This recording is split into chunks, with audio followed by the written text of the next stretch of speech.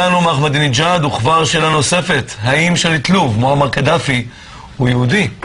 בוקר טוב לרחל סעדה וגיטה בראון בוארון. בוקר טוב. קרובות משפחה של מועמר קדאפי, כך כמה זמן אתם יודעות שאתם קרובות משפחה? גיטה, כמה זמן את יודעת? פה בארץ היה שמועה כזאת מסבא שלה ומאבא שלי שזה קרוב משפחה. אמא שלו, אחות של סבתא שלי. ואיך הוא הגיע איך הוא הגיע לאן שהוא הגיע בעצם? איך הוא הגיע לאסלאם? זה מזל.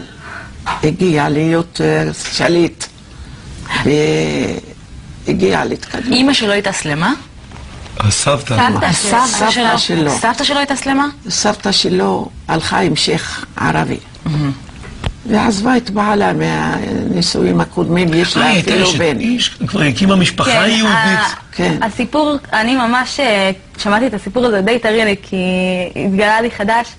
בעיקרון, הסיפור היה שסבתא של קדאפי הייתה נשואה ליהודי. נולד לה אפילו בן יהודי, והיא ברחה, כי הבעל התייחס אליה לא יפה, והיא ברחה עם שייח מוסלמי.